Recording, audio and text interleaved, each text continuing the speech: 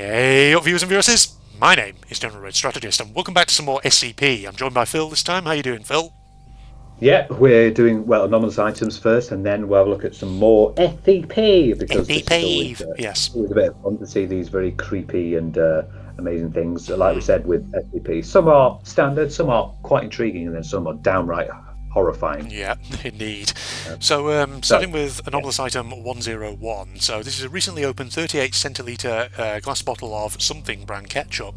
Contents Heinz, of bottle. probably Heinz. Yeah, They can't, probably they can't Heinz. say Heinz, not the SCP Yeah. Foundation. To reject that. Yeah. Contents of bottle deemed impossible to extract despite vigorous smacking and shaking. It was recovered on 15th of April 2000-something from San Juan, Mexico.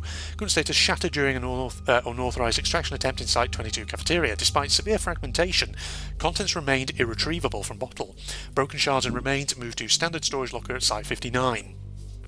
Okay. So you won't be able to get anything out of it, and it's just whatever happens, you cannot get anything from it. Yeah. It will just never come out, and Indeed. even when it's broken, it still can't get anything It's out of just it. stuck How to the bizarre. glass.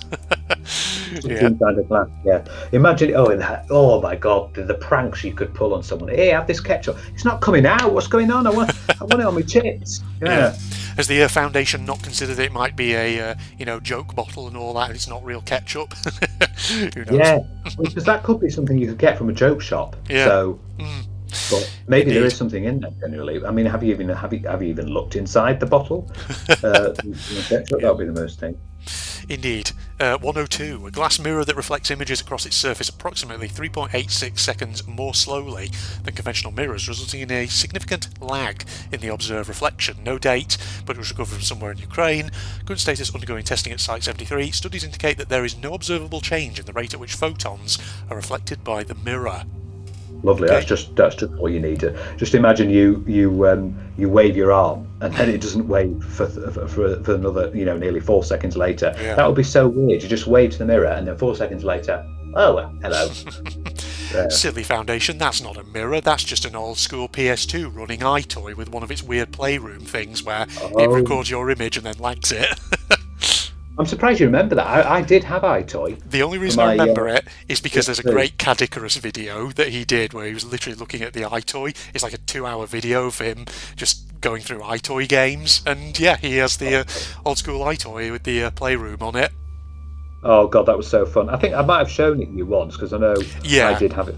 Yes, too. I do I had iPod Play too. Yeah, it was intriguing. It was like just a mini game thing where you could just do things with the camera. It's like the Indeed. first like motion controls. What was interesting about it though, that Cadicarus video, was just that how the camera for old school iToy was, even though it's much older than anything like the what's it called, Xbox Kinect, was it that what it was called?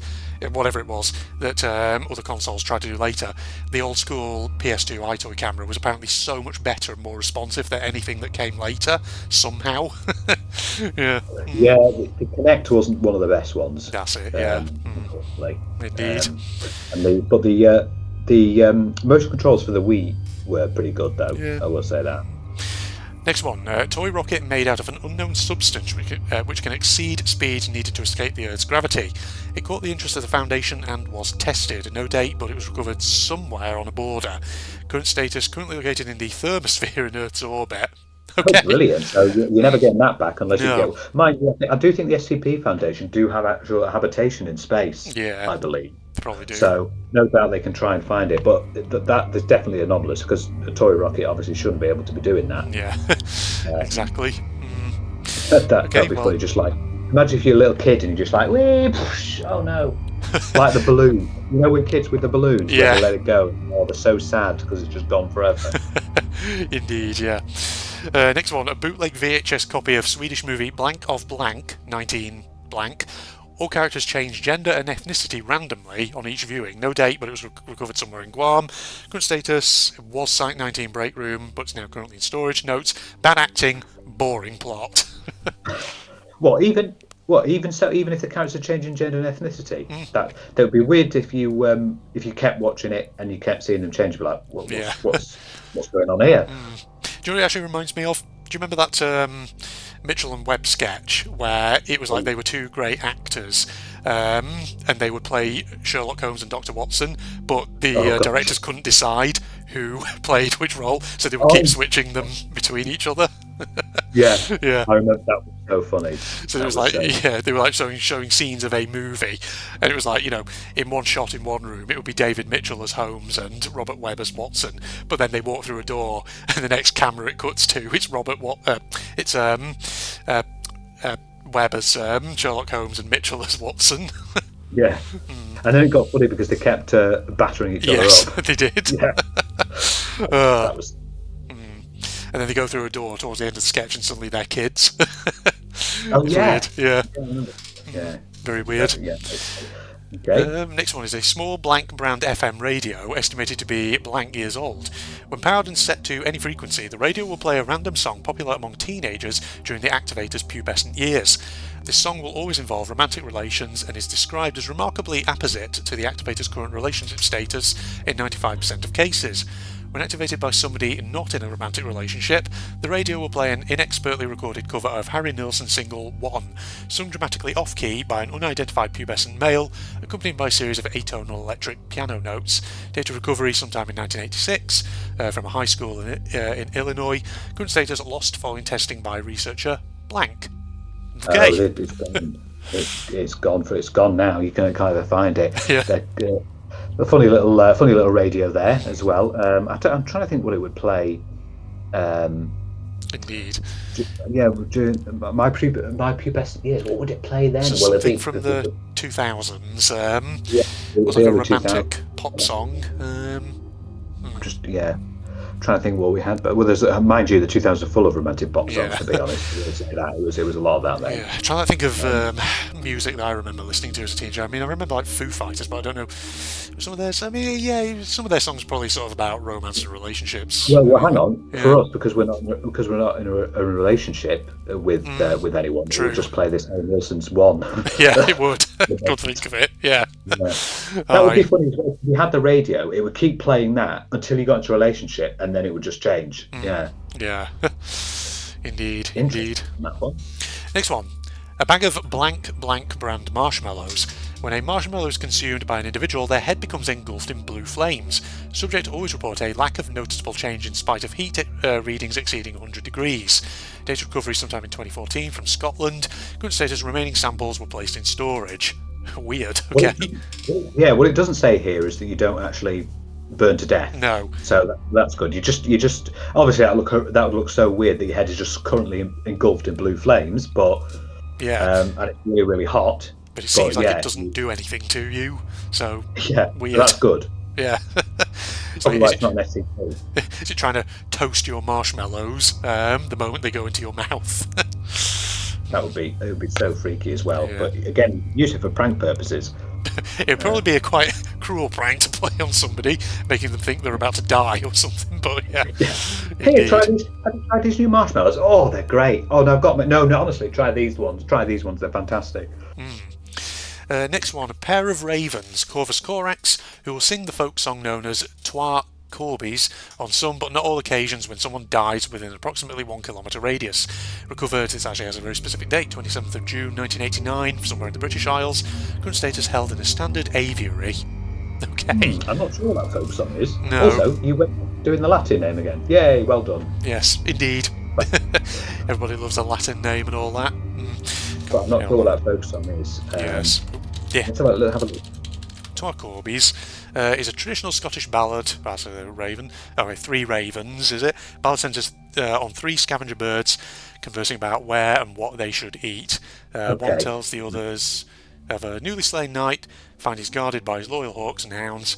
Okay, yeah. So it's a Scottish folk song, basically. Scottish folk song. Okay, so that's a very interesting one. Yes. But they'll only sing it maybe when someone dies. Yeah, and that person has to be within an approximately 1 kilometre radius. So, yeah.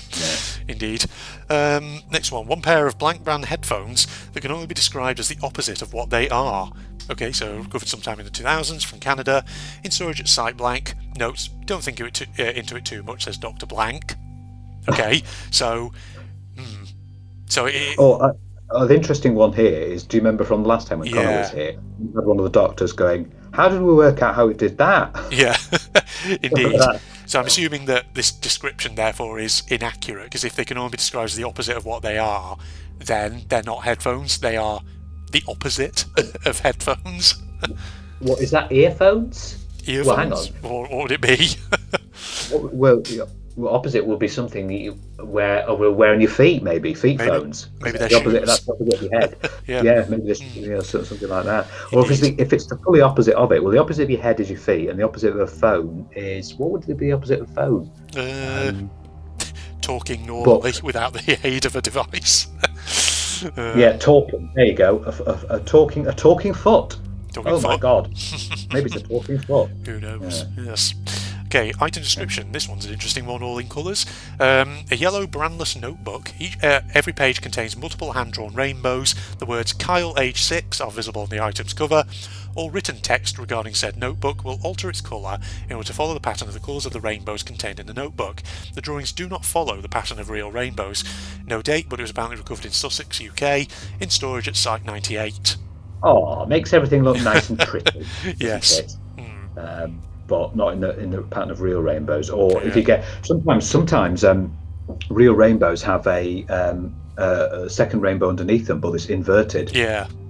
Colours. Sometimes you see that, but that's a very colourful one as well. That one. I was going to wonder, has anyone in the Foundation sought to see if Kyle age 6 actually corresponds to a real person?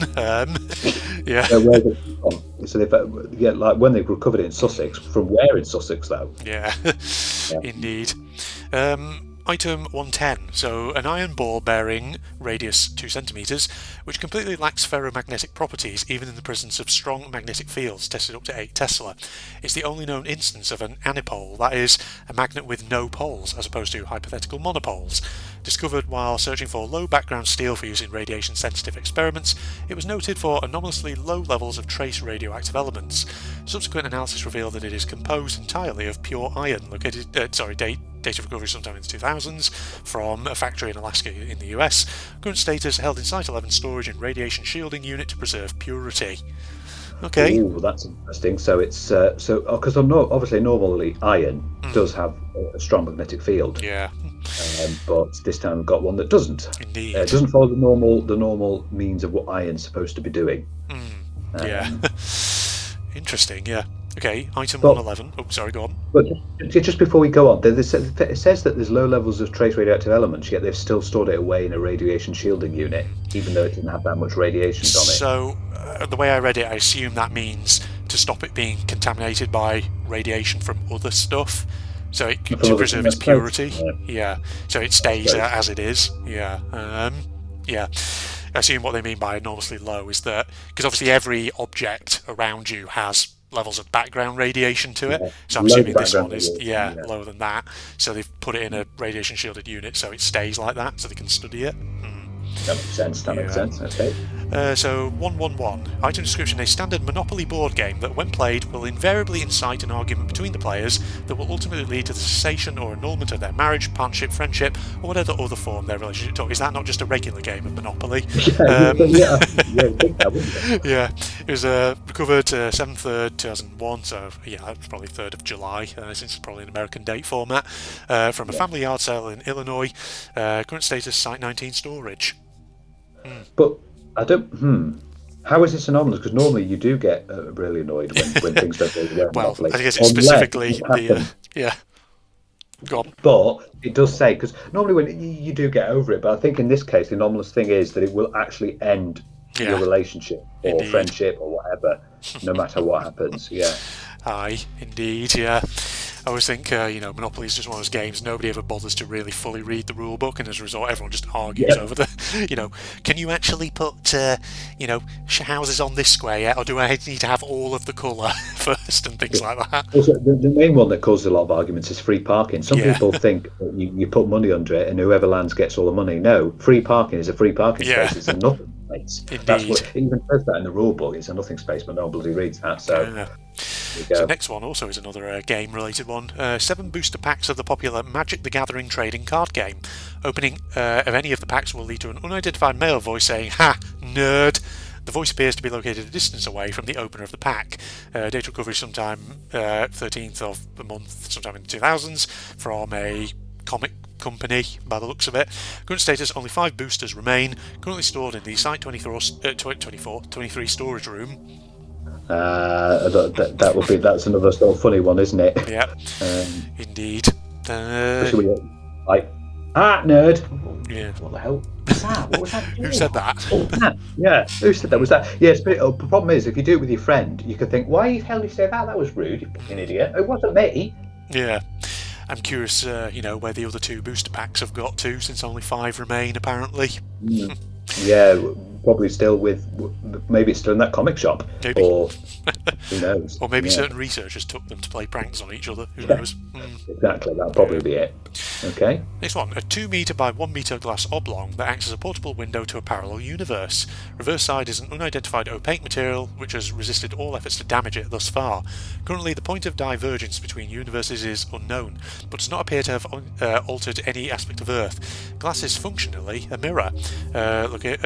Recovered sometime in the 1900s, on the 3rd day of a month, somewhere in England.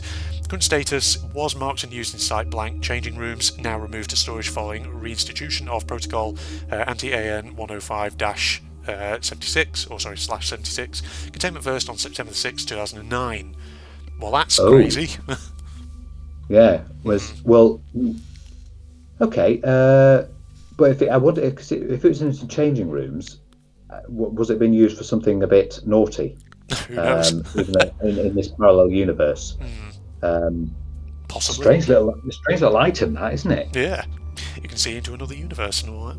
How curious. See what you like in a parallel universe. Maybe if we looked and you were doing my job and I was doing yours, so I was a lecturer and you were the support. Yeah. Dear me, weird. Yeah. Next one, a 17-gram lump of plasticine which, when viewed by more than one person, is unanimously agreed to be too much plasticine. Mechanism for perpetuation of this worldview is currently unknown. No anomalous effects if viewed by only one person. Recovered sometime on the 12th day of a month in the 2000s from somewhere in England. That's a lot of details that are blanked out. I know, it's somewhere really in England, yeah. Kept in a small plastic bag in the break room of site blank. Again, there's another lot of pranky thing. So when you it just doesn't do anything. When you're on your own, it doesn't do anything. But when there's more than one person, you're just like, God, that's a lot of plasticine, isn't it? And you're like, no, it's too much plasticine. Yeah, it's too much plasticine. That. Indeed. Next one, a pillow that audibly complains about itself. Complaints thus far have been softness, of which the pillow stated it was too hard and too soft at different times, material of the pillow, the material inside the pillow, and how much it talks about itself. Well, it has been noted that the pillow is sentient and is able to respond to personnel. The only thing it has discussed is itself. Date of recovery, 14th day of a month in the 2000s. Location of recovery, something soft company. Current status, Site 35 storage room. I'm surprised this is classed as an anomalous item and not as an SCP, given that it's technically sentient, but I guess maybe because that's all it does.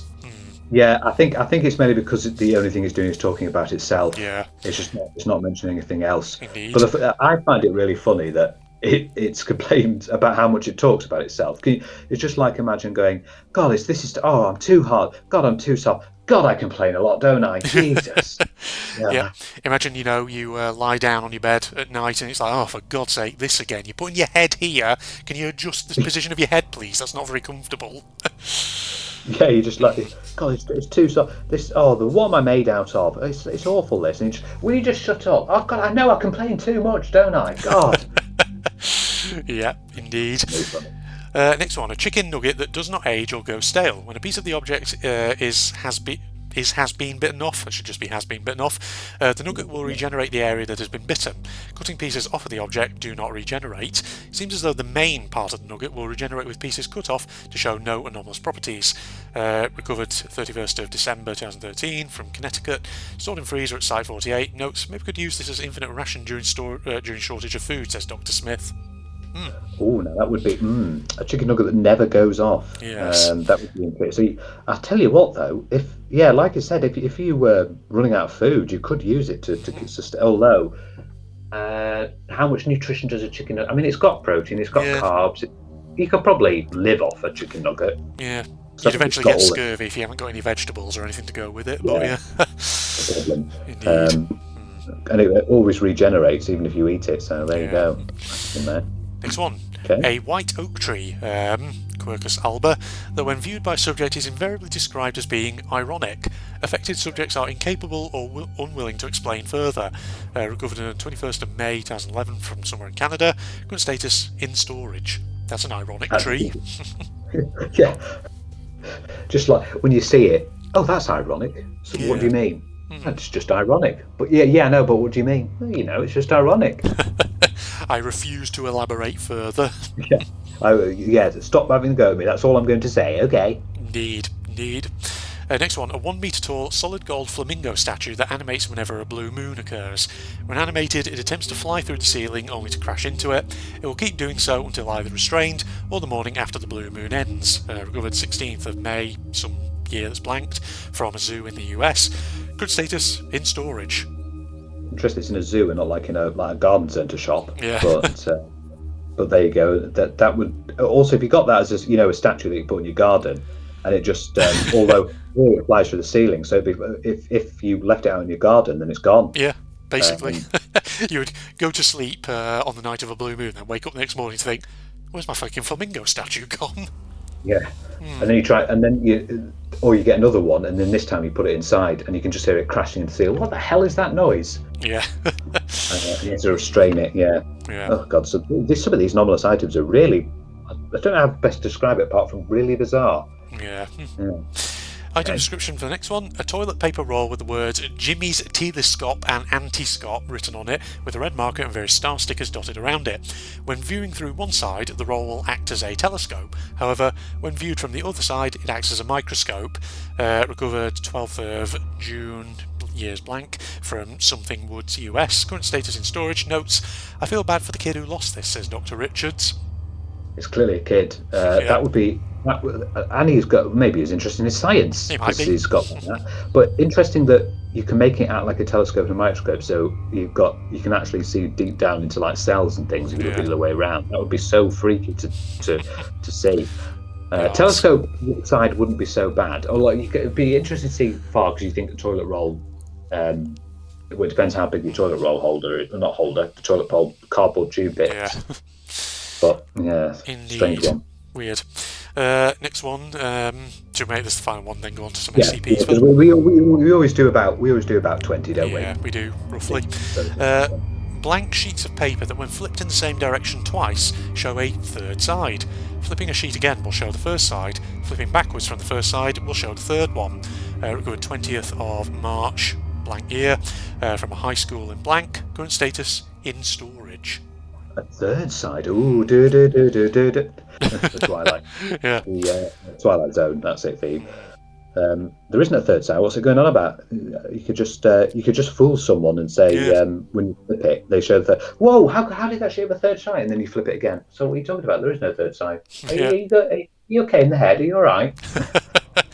Yeah, another prank item right there. A lot of these are very good for pranks, Phil. Yeah, exactly. Yeah. Well, there we go. That's a good little trunk there we've done. Indeed. So let's go back to our SCP.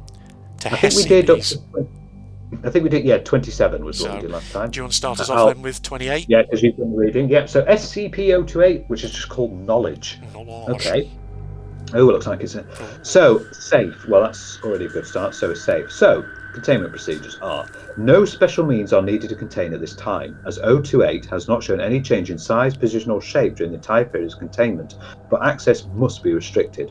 Currently, SCP-028 is contained on site. Site, we don't know, as 028 is not transported by any known means. It's sealed in a 6x6 by 3 metre, that's 20 by 20 by 10 foot concrete room with a single door with 2 armed personnel stationed outside. Only unauthorised personnel to be allowed exposure to 028, and extreme care must be taken at all times. While 028 is itself harmless, the effect can be very damaging to the unprepared. See document EL028-1125. Okay. So, what is it? SCP-028 is located in an abandoned storage yard outside a copper mine in northern Michigan. 028 has no detectable physical presence of any kind, but its effect occurs in a 2.1 metre, 7 foot cube around what is commonly held as the centre of 028. All forms of scanning and testing in the area of SCP-028 have shown no abnormal readings. Adding or removing objects or attempting to remove dirt from under 028 has no effect in altering the size or shape of 028's area of effect, nor the onset or quality of the effect. Subjects entering 028 are within 3 to 6 seconds struck by total and complete knowledge of a subject. This knowledge is thus far completely random in both size and usefulness, and sometimes goes unnoticed for extended periods of time. More profound knowledge generally has a stronger effect, with some cases expunged, see that same document. This effect can be experienced multiple times by exiting and re-entering 028, but can result in increasingly strong migraines and dizziness after 2 exposures. Oh my god, imagine that though. You just go in and you just get complete knowledge of something, and it can be just completely random usefulness. You can find, like, I could just suddenly get full knowledge on like anglerfish's reproductive patterns. Like, oh my god, I didn't really want to know that, thanks. That's really weird, that one. 028 came to the Foundation's attention after research into news report of a local miner who submitted a design for a cold fusion reactor to the US Patent Office. Mr. Blank reported, "It just came to me like a bolt out of the blue. News and subjects were suppressed and contained after discovery of SCP-028 and the reactor designs implemented the containment of SCP-1995. Subsequent testing of SCP-028 has yielded mixed results." Okay. Okay. All right, here we go. We've got the document EL028114. Oh, no, this is not the one we will. Okay, partial information retrieval log for the 5th of January at some date. No, all knowledge is perfect, total, and eidetic. So we've got every phone book entry for New York City in 1998. You see, this is what I was thinking. They're just like some useless things. Yeah. How to redesign the internal combustion engine to run on human blood using only pre-existing parts. Note: full redesign takes 4 hours and runs at higher efficiency than gasoline. Okay. Location of keys for a Buick LeSabre. Okay. The proper method of care for a mole rat colony. Oh yeah, you need to know that. The origin and history of 12 SCP objects. Now that could be a containment issue, that one. Note: the main expunged. The family history of the Blackthorn family, located in London, England, and the geological structure of the Earth beneath Greenland, including several unknown caves, and expunged. Okay. Next document, which is 1125, log E112. Subject D1182 exposed to 028. Subject began to cry and went into a fetal position, showing signs of high distress. Unresponsive questioning and outside stimulus for several days.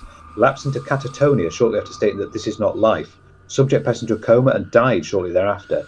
COD was attributed to shock. Ooh, what the hell did he or she just find out? Yeah. E127. Agent Blank accidentally exposed to 028. Agent showed signs of sudden surprise and bemusement. When questioned, Agent requested a moment to gather my thoughts, please. After several seconds, Agent laughed, shook his head, and removed his service pistol from his holster. Agent then shot and wounded Dr. Blank and killed Agents Blank and Blank before being restrained. Post-incident interrogation revealed Agent Blank had extensive knowledge of classified Foundation activities and several SCP objects he had not been previously exposed to, including SCP-2669. This really makes it. Any Foundation personnel found to have entered O2 area's area of effect are to be detained indefinitely. Next log, 1128 log. Experiment 189. Subject D9843 was exposed to 028 on the 3rd something 19, 1146. Examination of subject revealed abnormal respiratory actions. Okay. Questioning revealed subject had learned to recycle the carbon dioxide inside his body. Right? Okay. Repeated attempts to teach skill to other D-class personnel failed. Subject terminated. Autopsy reveals no abnormal organ function formations. Research notes from Dr. Blank. Seriously, how the hell did he do that? With no change to his organs, he was able to somehow efficiently recycle carbon dioxide. Wow. Okay, so this is a bit strange. So it basically gives you knowledge about something useful, maybe, or something completely useless. Random, yeah. And sometimes the things it gives you knowledge of can be extremely dangerous, by the sound of it. Yeah. Yeah, that's a very intriguing one. But as long as you don't go into its area of effect, you'll be okay. Yeah, that's probably why I got loads of people guarding it. Well, two. Okay. Indeed. Okay, so that was 028. I don't understand it. I've noticed this whenever you always have to click twice back. Yeah, sometimes weird like that. Yeah. 029, the Daughter of Shadows. So this is a Keta one. Okay. Keta, yeah. Special containment procedures. 029 is to be incarcerated in a Class 5 containment cell. She is to be allowed access to nothing of a physical nature. Her containment cell is to be placed behind a triple airlock to avoid her escape. As of incident 029-34A, 029 is no longer to be fed, as she does not appear to need sustenance to survive. There are to be 3 guards on duty at all times on the cell, and 2 guards on monitor duty. Floodlights have been installed in the walls of the containment chamber and are to be on at all times. Once a month, the chamber is to be cleaned and checked for defects. Under absolutely no circumstances are any men to encounter 029 in any manner. Any males who do encounter 029 are to be held under Class 3 detention for interviewing before termination. SCP-029 has requested a bed, denied, a blanket, denied, books, also denied, and clothes, also denied. Someone's read a note. This is ridiculous. The girl can't even have clothes. We're not animals. Let her cover herself, says Dr. Erica Bodine. To which someone said, Dr. Bodine, you're granted permission to deliver clothes to 029, Dr. Light. As of incident 029-53B, anyone who has potential access to 029 is required to first watch surveillance tape 029-Bodine as a reminder of threats involved when working with SCP items, and SCP-029 in particular. That's funny. So the surveillance tape named after that Dr. Bodine who tried to who tried to go, that's oh god, what is this? Yeah. So, description: 029 appears to be a pubescent female of Asiatic Indian descent. She appears to suffer from alopecia universalis. Over 80% of her pigmentation is a true black, while the rest of her skin has a complete lack of melanin to the point of albinism. Her eyes are also a dark black in colour. 029 has severe homicidal tendencies and has displayed a remarkable ability to use any item as a weapon. However, she has a severe compulsion against shedding blood, preferring instead to strangle her victims. 029 has demonstrated dexterity and physical reactions 4 times as fast as the average human. 029 has also displayed extensive resistance to damage of all forms. Both of these extra-human abilities are greatly hampered in the presences of bright or direct light, natural or artificial. In addition, any males who come within the presence of 029, an area defined by her current perception, find themselves pliant to her will. Such males become willing to kill or even die for 029.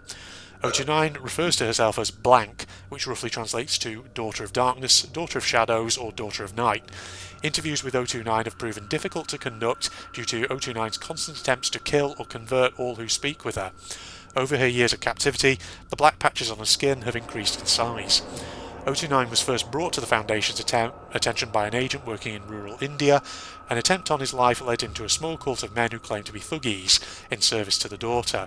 Several weeks of investigation proved that they believed the world to be in the last years of the Kali Yuga, and that by sacrificing 1 million lives to the Daughter of Darkness, they could raise their goddess and end the world.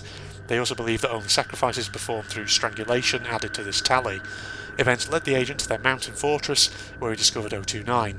After the loss of said agent, data expunged, which ended in our acquisition of 029.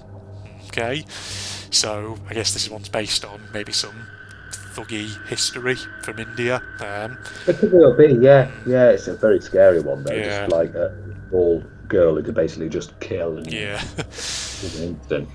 So the addendum says 7 years after capture, 029 began showing anomalous growth in her black pigmentation. When questioned about it, she claimed her followers were on the move once more.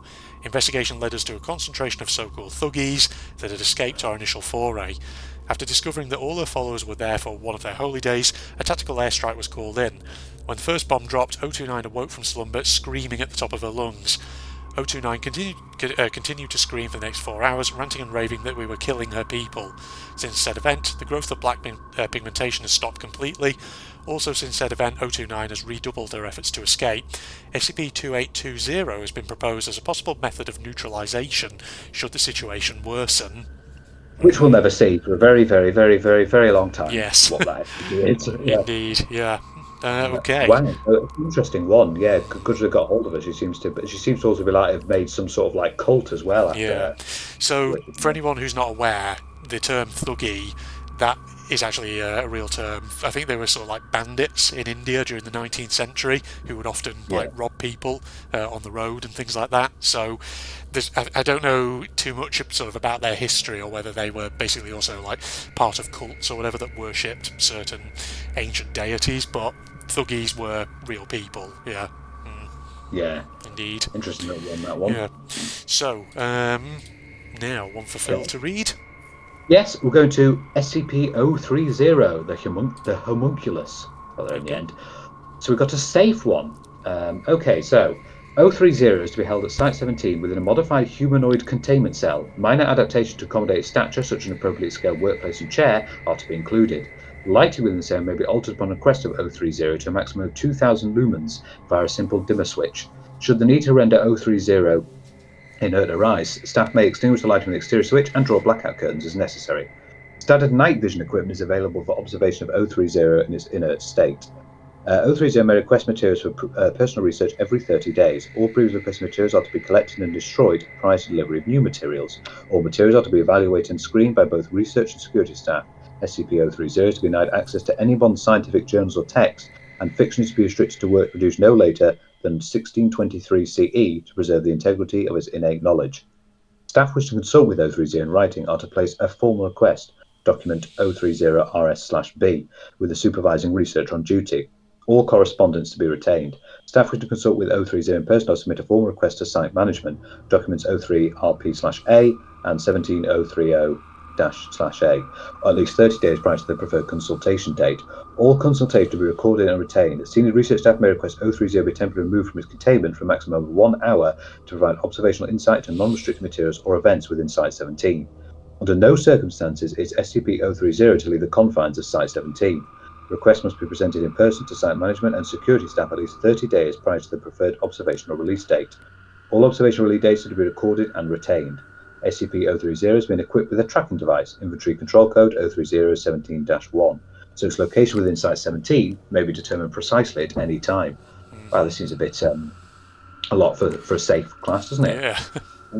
So, SCP-030 appears as a hairless, genderless, grey-toned human, 71 centimetres, that's 28 inches in height, and weighing 12.70 kilograms, that's 2 British stone in antiquated measure. Its solid blue eyes lack discernible irises or pupils and resemble small cut sapphires. SCP-030 possesses an androgynous voice with a pronounced English accent, not currently identifiable as specific to any modern region. It is able to converse, read and write in ancient Greek, Latin, Italian, English, Spanish and Portuguese, as well as 2 additional languages that have not yet been identified, despite 030's insistence they should be common knowledge. 030 has also demonstrated knowledge of physics, chemistry, astronomy, mathematics and horticulture, roughly equivalent to that of a 17th century CE academic. In addition, SCP-030 has demonstrated knowledge on these topics along research lines that do not appear in historical record. These alternative or entirely unknown approaches to research in the natural sciences are one source of 030's utility in consultation. He's a very smart person, Yes. I think we can say. So 030 remains active while a 15 lumen source of light or greater is within 1.5 meters or 5 feet. In the absence of light, 030 becomes inert, apparently losing consciousness and showing no outward signs of life. Within 5 to 10 seconds of being re-exposed to life, 030 becomes active once more, appearing to come out of a light slumber no matter how long the period of inactivity has been. 030 does not appear to require these periods of inactivity as a human requires sleep, and has expressed a desire to remain active as often as possible. Okay, biopsy analysis of 030 remains inconclusive. While clays native to the English counties of Kent, Surrey and Greater London make up the majority of structure, traces of mandrake, Mandragora officinarum, lye, mercury and human blood have been found in each sample taken. 030 has expressed that a full exploratory surgery determined its workings would potentially end its existence. Samples removed from 030 do not regenerate, and sampling is currently discontinued to preserve its integrity. Although 030 can be damaged, it does not appear to feel pain and will simply remold any portion of its anatomy that experiences deformation. Notably, 030 cannot be molded directly by human hands, though any number of tools may be used to alter its surface. SCP-030 does not respirate, requires no sustenance, and produces no waste, although it does infrequently request a bath. Of course, because you can't be without a nice bath, can you? Yes. SCP-030 refers to itself as Ariel and regularly requests that staff do the same. Questions regarding how 030 was created and by whom are routinely answered with the seemingly rote statement, "I have been asked to forget that bit of information. Terribly sorry." SCP-030 delivers this response in the same tone and cadence each time any question regarding its origins or creator are presented. Given its composition and location of origin, a link to the alchemist of Alagarda is suspected.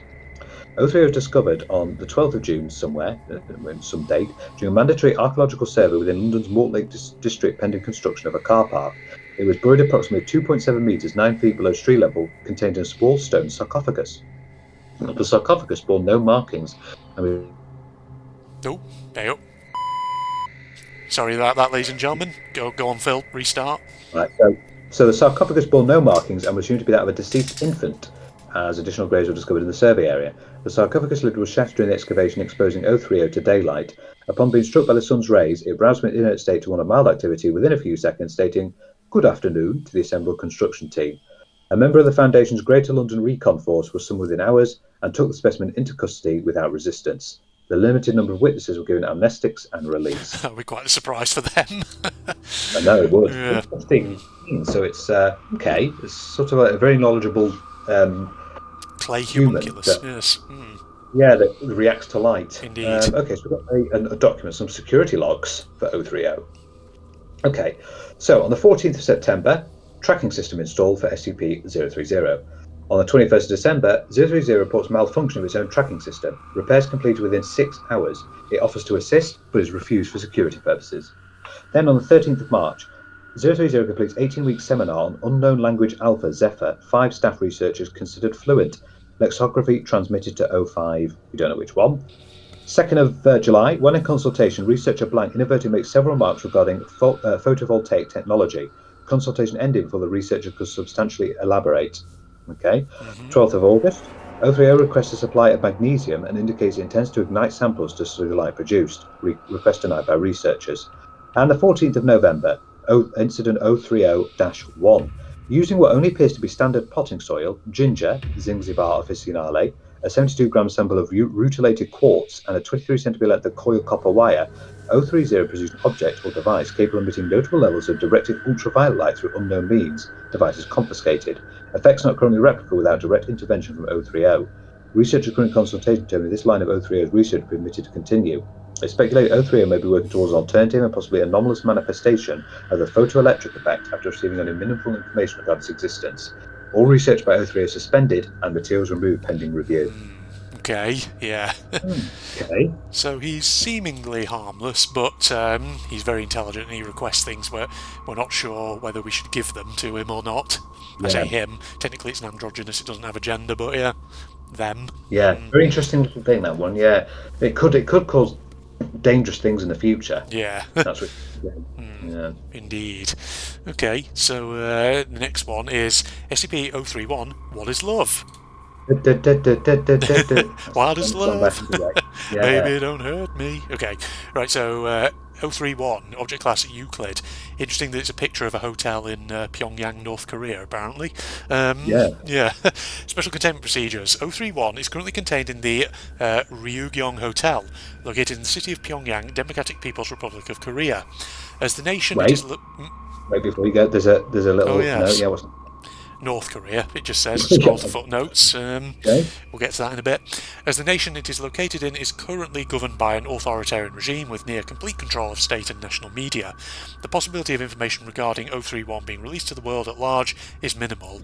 As said regime is also cooperating with the Foundation in order to maintain physical security of the site, Foundation personnel are instructed to comply with their directives as long as they do not interfere with larger Foundation aims. The structure of the Ryugyong Hotel serves to contain 031 within the central spire. 3 secondary spires located at 120-degree intervals from the central pyramid house Type 9 Heaven's Blade restriction systems, whatever they are, a locally manufactured version of the Right psionic field disruptor, apparently, calibrated to focus a disruptive energy field towards the central spire. Although unable to prevent physical escape of 031, the system serves to prevent 031's psychic energies from escaping the structure and affecting off-site personnel. Reclamation efforts at the hotel are currently underway, with local government forces utilising hazmat-suited personnel armed with flame projectors and chemical sprayers to decontaminate areas affected by 031.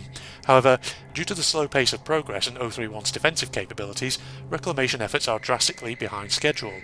Footnote 3 says initial estimates were that 031 central core would be reclaimed by 1989, but as of 2021, efforts are still ongoing. Indeed. Personnel who become affected by 031's psychic abilities are to be terminated immediately to prevent their biomatter from becoming incorporated into its physical matrix. Okay, a weird one. Very weird. So what is it? It's 031 is an amorphous organism with a mass of over 7,500 kilograms that's infiltrated the ductwork and maintenance infrastructure of the building. Tendrils emerging from 031's central mass have spread through the hotel's plumbing and ductwork to all 105 floors of the building. At its peak, over 75% of the hotel's 3,000 rooms were contaminated by 031. Reclamation efforts have destroyed blank percent of the initial infestation, but over blank rooms remain affected by 031.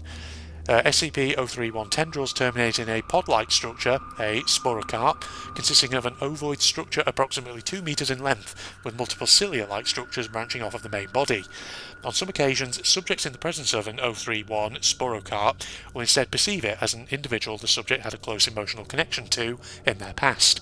The 031 sporocarp will metamorphose into the shape of the person perceived and attempt to persuade the subject to remain with them for an extended period of time.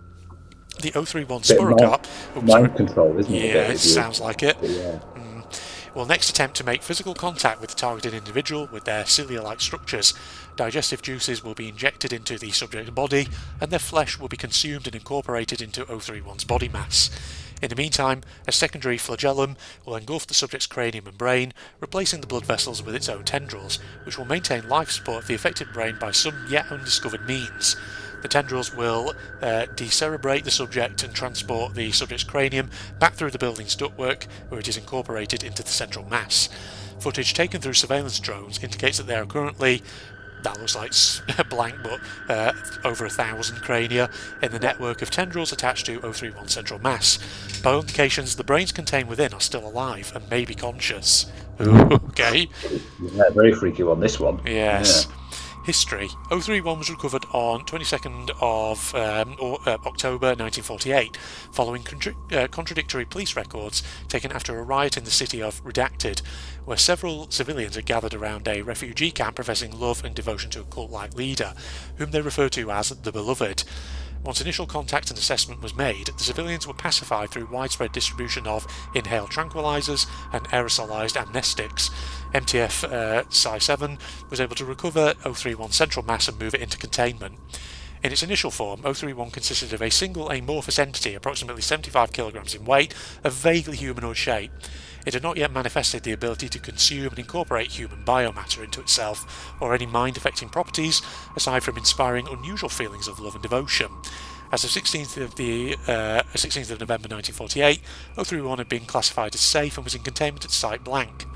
Unfortunately, the Korean conflict, which began on 25th of June 1950, resulted in the destruction of the Foundation containment site at Pyongyang and the loss of all anomalies contained within. By the end of the conflict in 1953, all other anomalies were accounted for, either recovered or confirmed destroyed, aside from 031, which was presumed lost and in the wild. Foundation assets first became aware of the re-emergence of 031 in 1992, when construction on the Ryugyong Hotel in Pyongyang suddenly halted. I was about to say, that hotel I'm pretty sure came at a later date, so I was interested to sort of find out at what point did it get into the hotel. Personnel liaising with the local regime confirmed that an anomalous effect had resulted in the disappearance of numerous workers employed in the construction of the hotel, and a Foundation mobile task force was dispatched to investigate. All members of the MTF were subsequently lost in action, and the site was locked down and declared off limits. All work on the Ryugyong Hotel ceased for over 16 years, aside from the installation of the Heaven's Blade restriction systems on the secondary spires. In 2008, increased infiltration of 031 into the building's infrastructure resulted in the possibility of its discovery by outside persons. The local regime immediately ordered that windows be installed on the structure to hide the existence of 031 from others, resulting in the loss of Blankmore construction workers. Unfortunately, this was perceived as the resumption of construction on the building, resulting in expectations that the structure would actually be completed and open to the public in the future.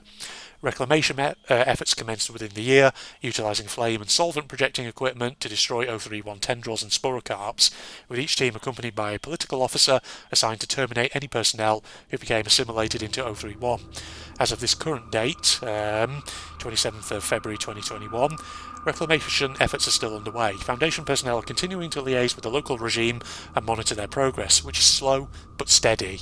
Okay, so they are. Yeah. It's interesting that they're happening during real life events, like the Korean War was happening. The Foundation were still trying to do things. So it's good that Indeed. they've managed to incorporate it into real life events. Yeah. I was also going to say, so basically, they are slowly but surely, by the sound of it, like basically dealing with this thing, sort of like cutting it back, but it's just taking Yeah. very, very long. And it's also very bad. Mind controls you and basically makes you feel lots of like love and devotion things, and then it will try and Yeah. consume you and take it within itself. Indeed. Appendix 1. Excerpts from RISA email server, from RISA Associate Director Eleanor Jones to Records Office 2201. Subject: incomplete special containment procedure file for 031. Team, I have an issue that needs immediate clarification.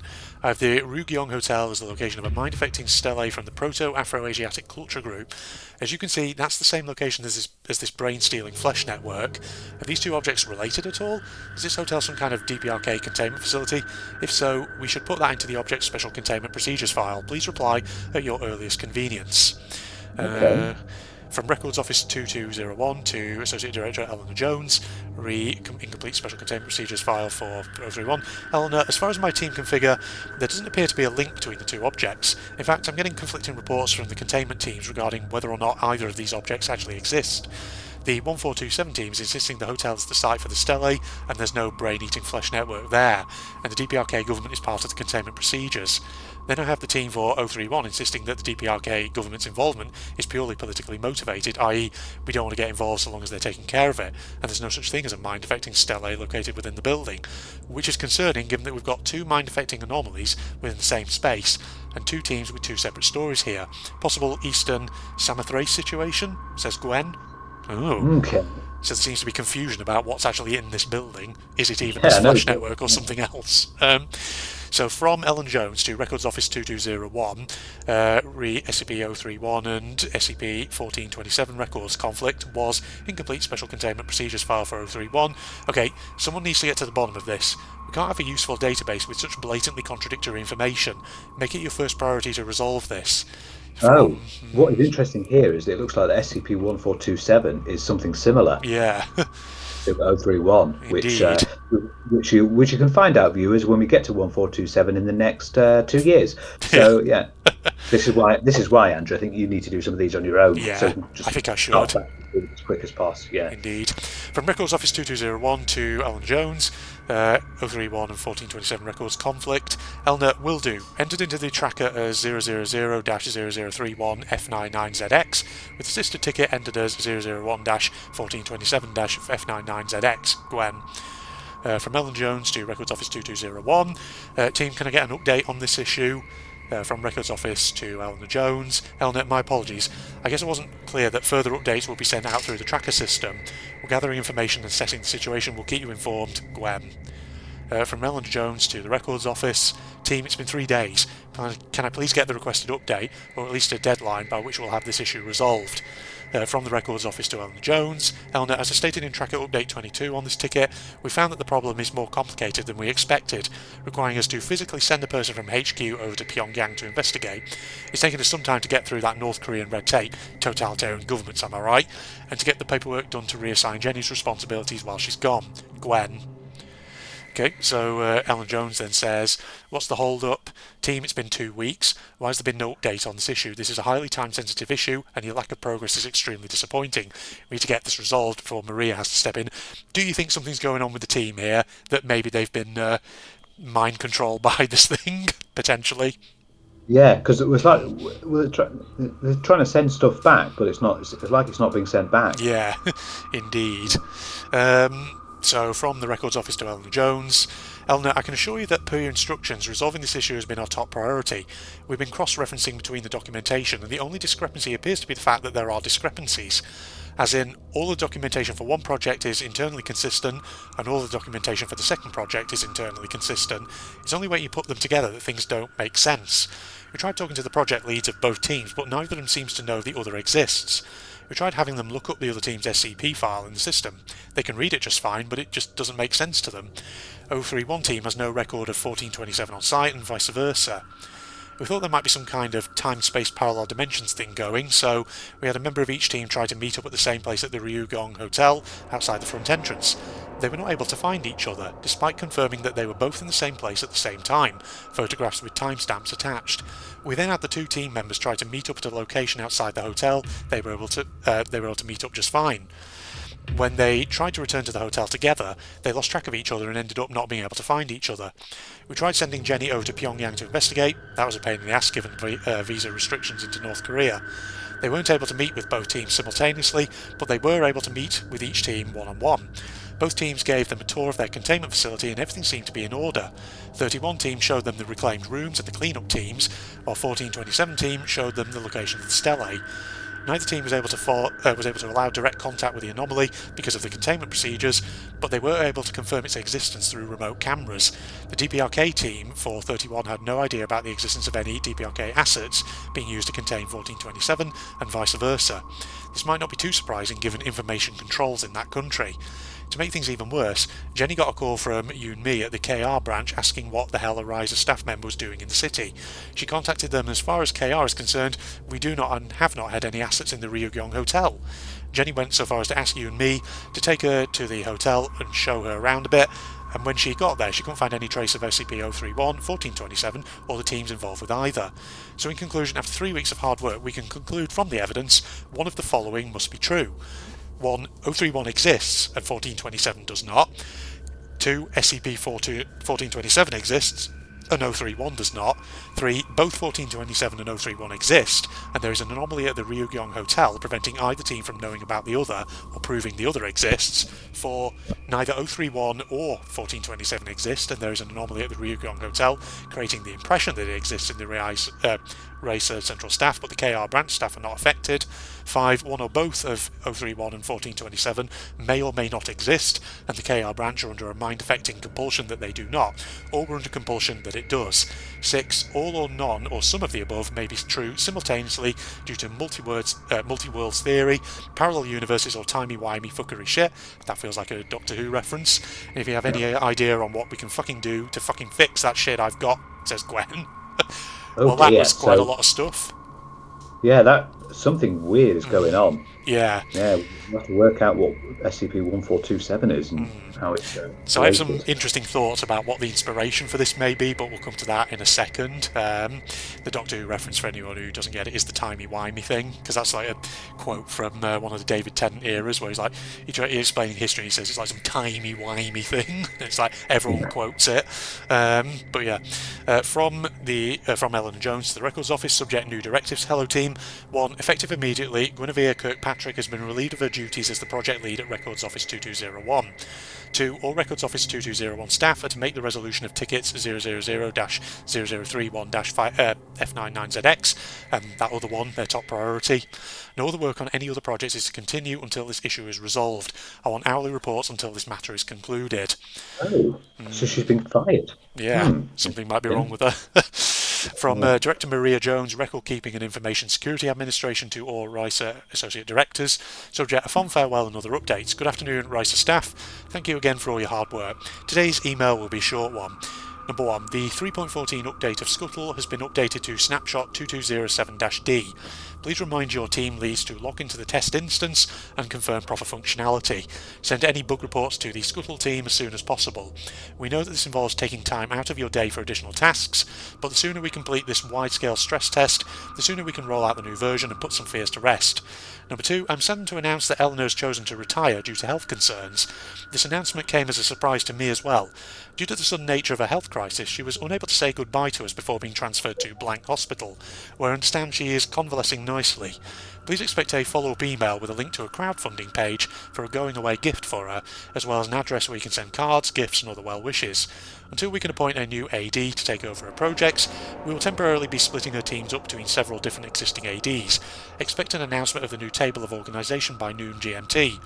Number 3, please take a moment during your next weekly team meeting to go over Section 22-B, reporting inconsistencies and documentation of your handbook with your staff, and make sure that everyone knows the proper procedures to follow if and when you end up with an information anomaly. Maria. Oh, so something happened to Eleanor then? Yes. Interesting. So the thought I was sort of having with this one when I was reading this is how they've got like these sort of possibilities where it's like things are simultaneously true at the same time, or possibly simultaneously false. And the fact that it's set in North Korea makes me wonder if part of the inspiration for this that the writer had was maybe like they read George Orwell's 1984 or something, because obviously 1984 as a book is all about how, well, part of it I should say is all about how authoritarian regimes have like sort of doublethink and doublespeak, where it's like one moment they can be saying, oh, this is true, but then suddenly when their narrative needs to change, they suddenly say, oh, actually no, we were never at war with Eurasia, they were actually always our friend. And it's like everyone of course just accepts that in an authoritarian regime because they're so fed on indoctrination and propaganda. So I'm kind of feeling like, is this supposed to be sort of a bit of a 1984 nod, potentially, into how regimes can sort of, change the truth at whim, or like they can believe things, multiple things at once that are technically contradictory. So, yeah, I don't know. I don't think that's the sole inspiration for it, but I feel like that could be part of it, just the way I've read it. Yeah. Very interesting one, though, isn't it, that one? That is an interesting one. Yeah. Shall we do one more? Okay, let's do one more. Okay. Not the last one then. So, SCP-032, which is Brother's Bride. Okay. Euclid, it is. So, 032 is to be housed in an automated containment unit 535/15. Direct contact with 032 is restricted to research-relevant tasks only. Interviews, if deemed necessary, to be carried out using the unit's remote construction array. While 032's presence is not directly harmful to the human body, exposure to it is to be limited periods of 12 hours or less due to its adverse effects on most beneficial microorganisms. SCP-032 is not to be exposed to any biological material not refined or otherwise tempered by humanity, with an emphasis on non-human living entities. For a full list of classifications, see document 032 RCL. 032 neither requires nor requested substances or other forms of comfort. Right, so SCP-032 is a Type F imperfect external resemblance internally inconsistent human simulacrum of currently unknown origins. It's composed of an outer shell of pigmented silicon, 5.5 millimeters thick, and various plastic fiber polymers with the outward appearance of a Caucasian woman nearing the third decade of life. SCP-032's interior is composed entirely of liquid refined oil, lacking any skeletal or muscle structure. Despite this, 032 is capable of locomotion and speech. It's capable of maintaining the illusion of humanity at moderate distance, but becomes unconvincing at closer range, causing mild discomfort to most observers. This effect has been deemed non-anomalous. Despite apparently possessing fully realized cognitive abilities, 032 claims it is not sapient, acting only as an intermediate instrument of its creators. The Foundation has not been able to verify or refute this claim as of yet. It possesses extreme adverse effects to any biological entity in its close vicinity, not created, willfully influenced, manipulated by, or similarly related to humanity. While the exact nature of these effects varies, 032's presence inevitably causes severe irreparable damage to the ability of any living organism to exchange and or use energy. Wild flora lose the ability to photosynthesize or otherwise produce or consume energy, fauna the use of respiratory and digestive systems, etc. This applies to microorganisms as well, though 032's effects seem to favour damage to their reproductive systems instead. It's hypothesized that the symbiotic relationship some microorganisms have to humanity is the reason for this discrepancy. 032 was discovered sitting on the doorstep of the inner compound of Foundation Site Blank, near Blank in Slovakia. When questioned by Foundation security personnel, 032 explained its anomalous effects and claimed it was there to be stored. Surveillance footage showed no record of the time of its arrival, and it is not yet known how it came to know site location or approach without being spotted. When asked for its reason for seeking Foundation custody, SCP-032 replied that it was there at the command of its creators, seeking infinite storage until claimed. Okay, strange. Okay. So it's like a humanoid creature that doesn't look humanoid after a while, but anything that's not related, like a dog, will have its respiratory and digestive system affected. Basically, yeah, it's kind of like almost like a statue of a human, kind of made of silicone that has these weird effects. But the bit there where it's like it basically has voluntarily put itself into Foundation custody is obviously slightly weird, because it's like it's there at the behest apparently of a creator, which makes it kind of suspicious. Very interesting. Okay, we've got a couple of interviews. Interview 032A. This interview was called near the time of initial containment by Dr. Alexander Kovac, site resident psychologist, following his initial examination by site security. Oh, like last time, we got some logs, so I'm putting on voices again. I remember that with my Before we begin, there's something I feel I should ask you. Since security so often neglects doing so, it's not strictly conforming to protocol, but I find it tends to make things easier. I don't know what should I give it, because it's an SCP. What voice should I give an SCP? Maybe go for a robot voice. A robot or a creepy voice. Yes. I was instructed to cooperate. Good, very good. Tell me then, what is your name? I don't have one. People have names. I'm not one. Is that so? What did your so-called creators call you then? They didn't. Well, surely they had to refer to you somehow. I am a vessel of their will and nothing else. They never needed to call. They never will. In that case, would you mind if I refer to you as SCP-032? I was instructed to cooperate. So you said. Tell me then, what is the purpose of your coming here?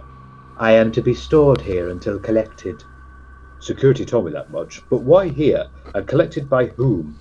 Collected by the ones they wish to torment and stored here because in finding me here, he will suffer further. Is that so? Is that person you referred to part of this organization then? Do your creators bear some grudge towards a particular operative? He is not one of you, merely a one-time sympathizer of sorts. He believes you tried to help him once, and if he is forced here, if he finds me here, you will die. That will hurt him. They have no interest in any of you or your organization. You are here as a tool, just as I am. Who is this man then? What did he do to earn this sort of treatment from your creators? He did not know this place, won when he should have lost, was proud when he should have been humbled, was wasteful with gifts too precious for abuse. And you are here as punishment? He was already punished, severely, forced away from kin and kind to endlessly wander, to destroy against his will, to poison humanity by his very presence, eternal solitude flavoured by ceaseless guilt. A masterwork of torment, they say. If that's the case, why are you here? Because even in this existence there is the occasional moment of solace. At times you may yet look to the world and see things you will not destroy, look to nature and feel warm wonder and bask in the false light of ancient mouldy memories. It keeps him sane, gives him hope. That will not serve. Hence my presence. I am to be his last undoing, a hastening to the end of reason. And how will your presence do that? Are you meant to deceive him in some way? Is that why you look the way you do?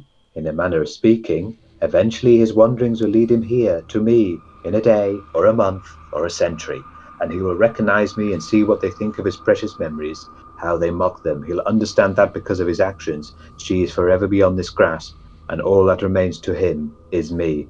A simulacrum as artificial as his hope. When he finds me, I'll attach myself to him, and he will watch the mockery of his memories destroy his last source of solace, and that will be that.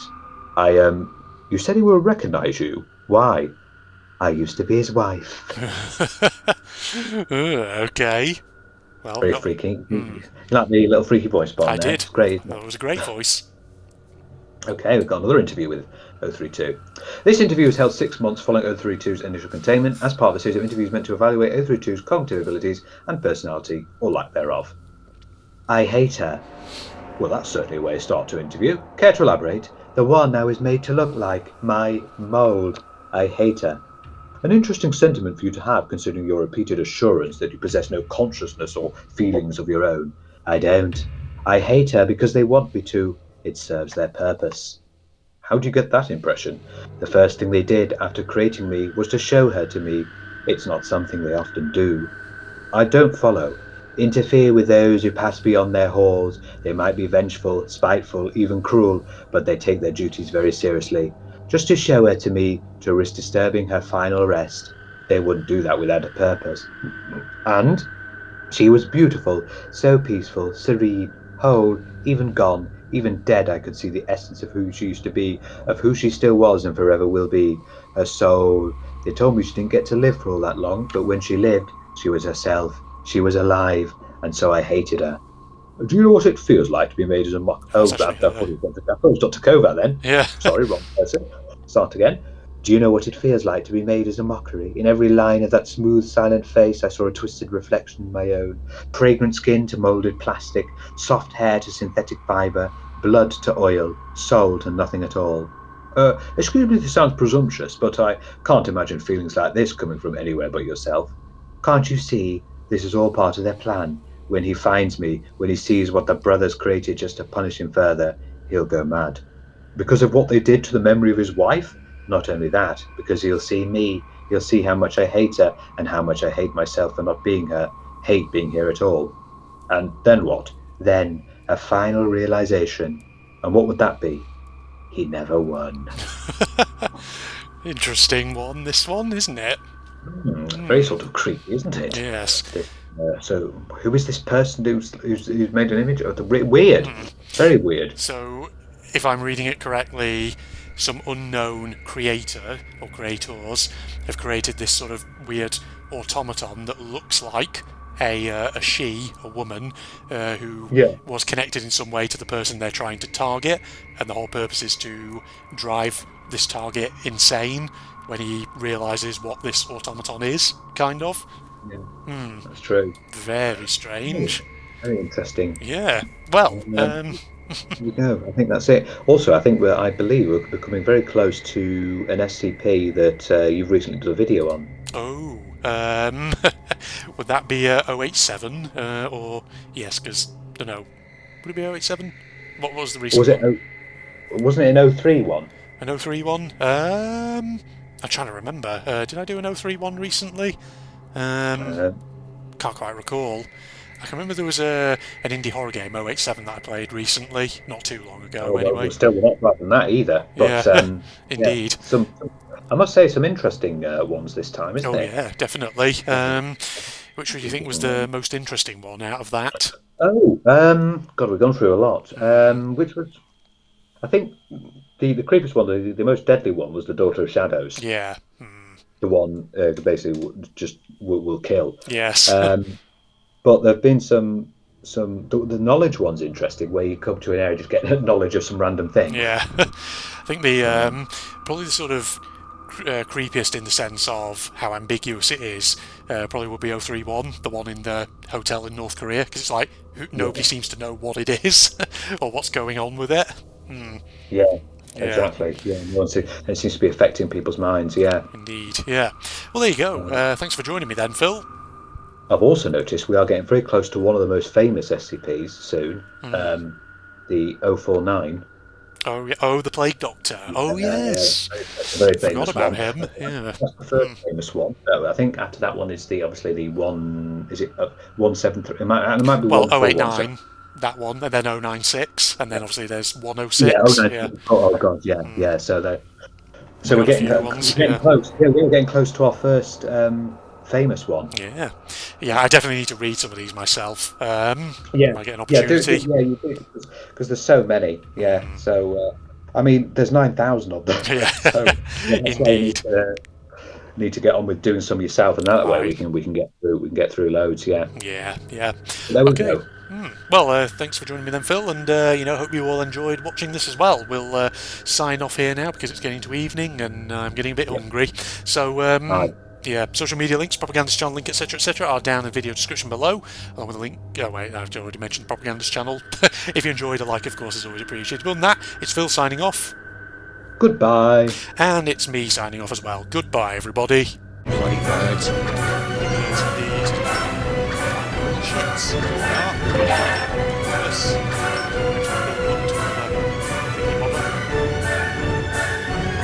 Yes! You happy about that? Just about made that.